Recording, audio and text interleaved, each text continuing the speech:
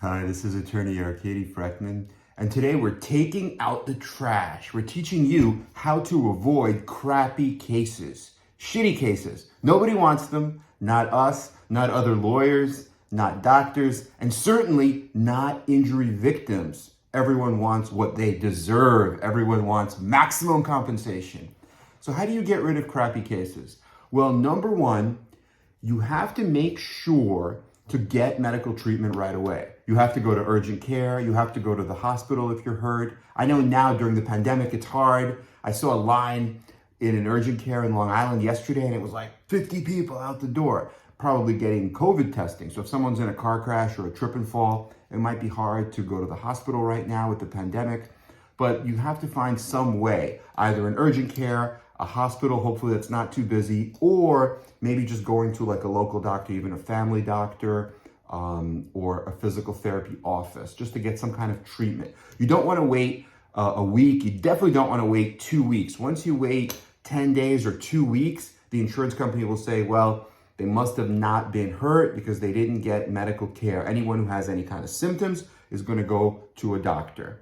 Once you start treatment, if something happens, like if you've been exposed to the virus or if there's another lockdown, then you could do something, right? Then you could maybe get care at home through the video. You could do physical therapy at home. That's okay. But you have to get the initial treatment after an accident. That's very, very important. And the second way to avoid a crappy case is to make sure that you, as an injury victim, have at least fault as possible, right? So the liability framework has to be in your benefit. And what I mean by that is there are a lot of cases that just have bad liability. And some of these could be avoided. Like if you get into a car accident, you could come out, you can use your cell phone, take a video of the position of the cars after impact, take some photos, take photos of the damage, take photos of the street so we could see exactly where it happened. Oftentimes clients come to us and they say, it happened at so-and-so street. But so-and-so street has 4 different corners. And how do we know exactly where you were coming, where the other car was coming, especially if there's no police report, if the 2 cars leave the scene and there's no police report. Now we don't know, you're going west or you're going east. So it's good to take a photo right away. And it's also good to even take a video. Now with cell phones, it's so easy. So preserve as much evidence as you can. And what we've seen are the cases that most lawyers don't take are those with intentional acts, like if it's road rage and someone's intentionally trying to, get into an accident, crash their car, or any kind of physical violence, assault. Those usually are not covered by insurance because they're intentional. They're not accidents. And so for that reason, those are usually not the best cases. And also, sometimes people have what are known as near misses, where you're driving and then there's a dangerous situation, so you swerve, but there's no actual contact, and then you come off the road and your car flips over. But who can you sue? The car that was a danger, let's say somebody cut into your lane, is now gone, and those near misses are pretty tough cases as well. So those are some cases to avoid. And the other way to really avoid crappy cases is to avoid a gap in treatment. And this is kind of like a catch-22 because as a lawyer, we have to quarterback the case. And one of the most important things we can do is send our client to the best-in-class care, right? So send them to a chiropractor or a physical therapy office that knows how to handle car accident clients, right? Or if it's a trip and fall, knows how to handle injury clients.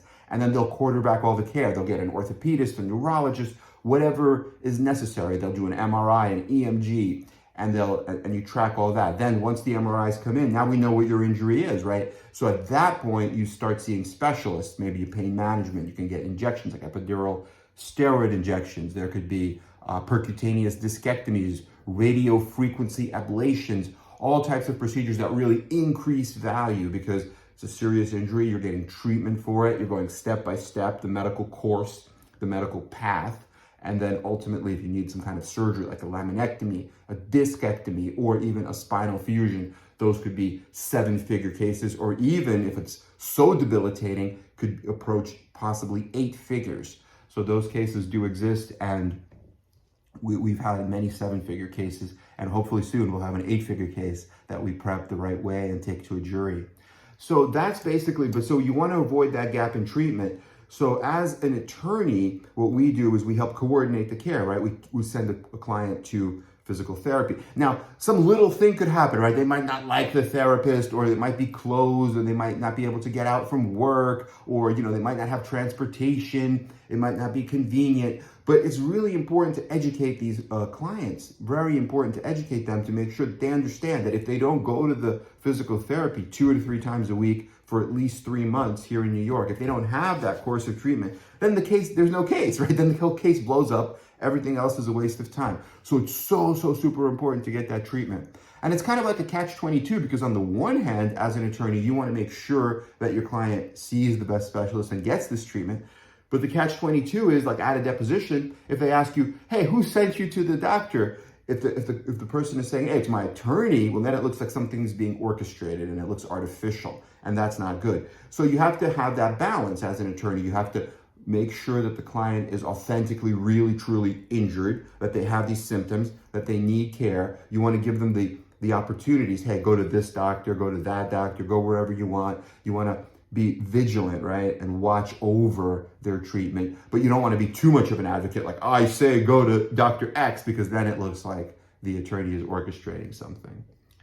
And like we talked about, it's very important to go to a doctor or a chiropractor that specializes in the type of injury and the type of accident that you have. A lot of offices specialize in car accidents, right? They know how to do no fault.